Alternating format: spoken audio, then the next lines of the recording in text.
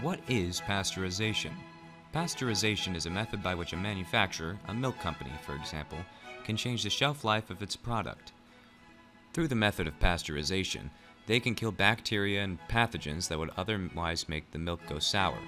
It was invented by Louis Pasteur, who lived from 1822 to 1895, and was a French chemist and microbiologist who was known for his studies and discoveries regarding vaccination.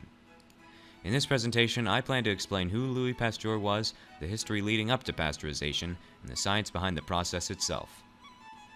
Louis Pasteur was born on 27th of December 1822 in Jura, France. In his early years, he was an average student, not being very academic and mostly getting average to low grades. His interests revolved mostly around fishing and sketching. In 1839, Pasteur entered the Collège Royal at Besançon to study philosophy and earned his Bachelor of Letters degree in 1840. He passed Le Bac Scientifique, the specialized exam at the end of French high school, in 1842, but had a low score in chemistry. After much studying from multiple different schools, Pasteur passed the entrance test for the École Normale Supérieure with a high ranking in 1843. In 1846, he was made the professor of physics at the Collège de Tournon in Ardèche. Some years later, in 1854, he began his studies of fermentation at the University of Lille, which would eventually change the course of his career and be the thing that he would be known for the rest of his life. Now, this is where the true history of pasteurization begins, because in 1854, Pasteur would begin working with the local wine manufacturer, and he was asked to solve the problem of beetroot alcohol souring. At that time, scientists thought that the fermentation was a chemical phenomenon only. Pasteur's research into fermentation led him to discover that the yeast organisms were fermenting the beet juice into alcohol, not just chemicals. The yeast cells were round-shaped under a microscope, but when the alcohol was spoiled, it had a different stick-shaped microbe. Pasteur hypothesized that these microbes were the ones spoiling the alcohol. Thus, the idea behind pasteurization began to form in Pasteur's mind. Since the diseases of wine were making the brewing industry suffer in France, Emperor Napoleon III hired Pasteur in an effort to help France's wine industry.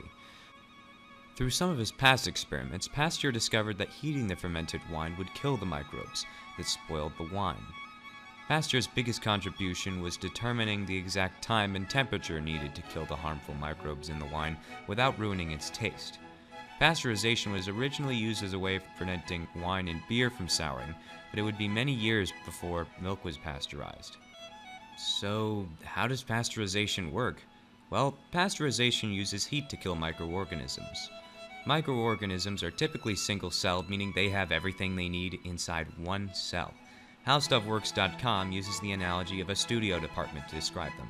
Quote, "A bacterium is a single-celled organism. Think of it like a studio apartment, one room containing all the things a person needs to live: food, water, air. The walls of the apartment enclose the electrical wiring and the gas pipes that deliver energy, along with the sewage pipes that get rid of waste products." End quote. If we replace that wiring, those gas pipes, and the sewage pipes with cytoplasm and enzymes, you've got a cellular organism, a single cellular organism. The application of heat used in pasteurization causes the enzymes in the organism to stop functioning, thus killing it. Heat also damages the cell envelope, the walls of this microscopic apartment. At the same time, the fluid inside the cell actually expands as the temperature rises, causing the cell to explode. Guess who's behind the blanket? Okay, maybe not as intense as that, but you get the idea. It's more like a small pop than an explosion, but, it still counts. It's for dramatic effect.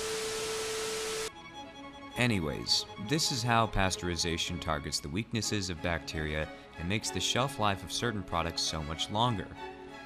Today, many countries have introduced mandatory pasteurization of milk as well as many other products. Through the method of pasteurization, those products can extend their shelf lives by a few weeks, which is a huge improvement. On top of that, they also carry fewer diseases and are much less likely to have harmful microorganisms. So, in conclusion, Louis Pasteur was a smart man and a capable user of the scientific method. Through his studies, he developed the idea that germs cause things to ferment and was able to target the weaknesses of microorganisms to prevent things from spoiling. Today, many countries have introduced mandatory pasteurization of milk, as well as other products, as I've mentioned before. Through the method of pasteurization, these products can extend their shelf lives by a few weeks, which is a huge improvement. On top of that, they can also carry fewer diseases and are much less likely to have harmful microorganisms. In this presentation, I briefly went over Louis Pasteur's background, the history of pasteurization, and the process of pasteurization itself. I hope you enjoyed this presentation and learned a lot. Thank you.